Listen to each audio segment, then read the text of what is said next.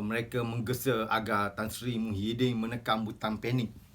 Ya, butang panik ini sebenarnya kalau kita amati maksud sebaliknya, tidak ada panik di sebelah PH ataupun di sebelah Bersatu ataupun PAS.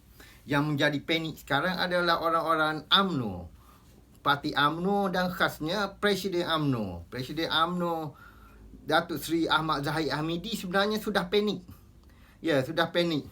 Dia panik ini memikirkan kes mahkamahnya dah nak bermula.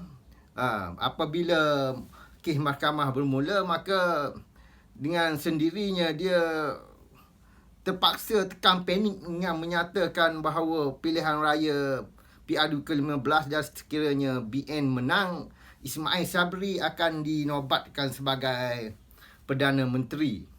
Ya, bukannya satu yang mudah ya nak menyerahkan kuasa yang selama ini kita memimpin, kita daripada bawah, daripada ahli biasa, menteri, ketua bahagian dan seterusnya menjadi pemimpin yang hampir-hampir ingin menjadi Perdana Menteri. Tiba-tiba kita nak menyerahkan jawatan itu kerana atas sebab kita mengatakan kerana parti.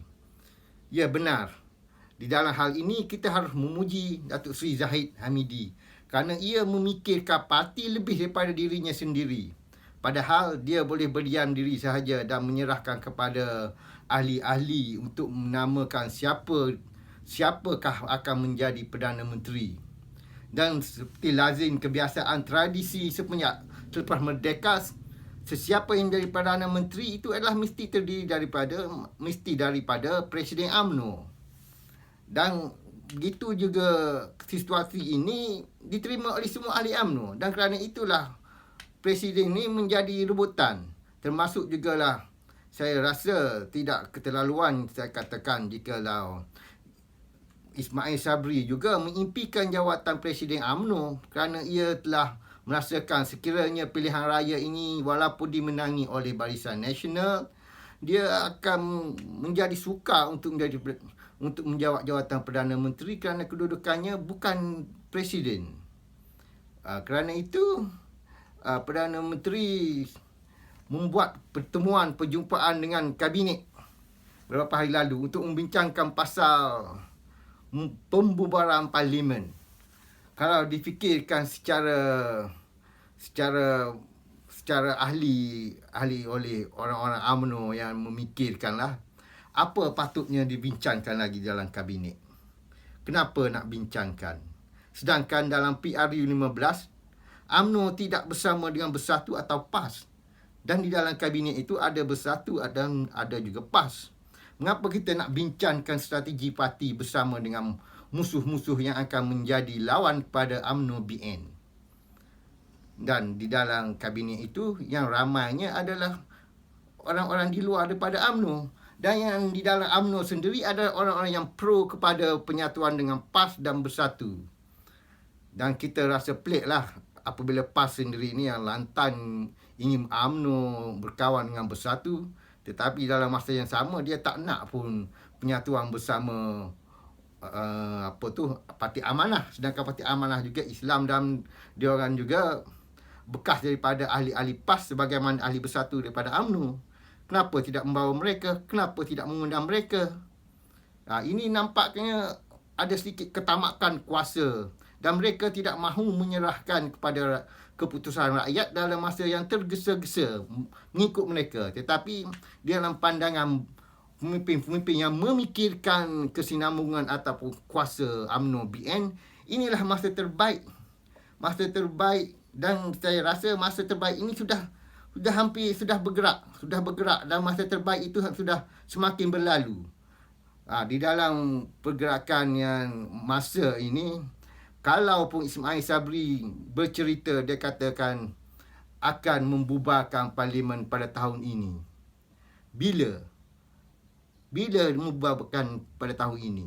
Sekarang dah bulan September, mungkin Oktober.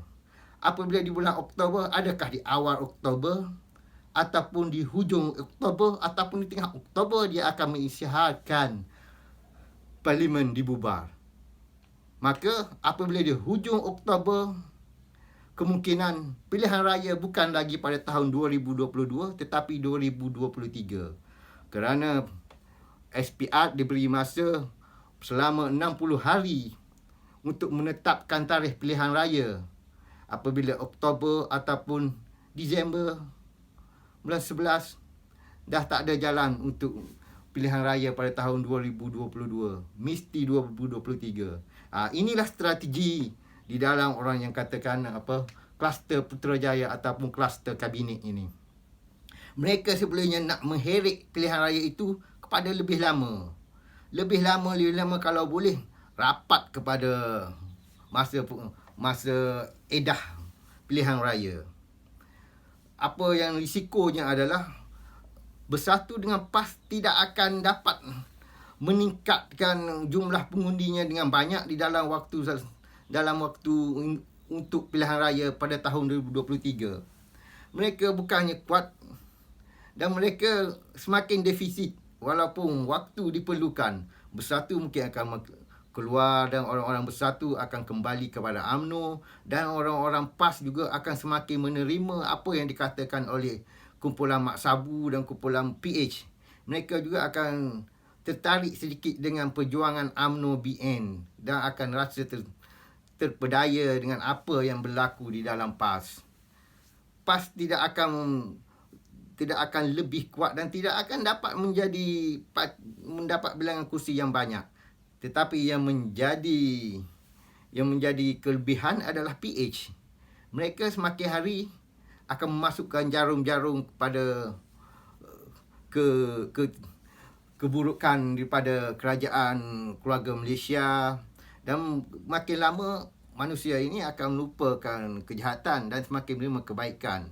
Keburukan PH akan semakin dilupakan dan PH akan menampilkan kebaikan mereka dari hari ke hari. Dengan itu pengundi dan peminat mereka akan kembali. Terutamanya orang-orang yang tidak terkesan dengan apa yang dijanjikan pada pilihan raya ke-14 dulu.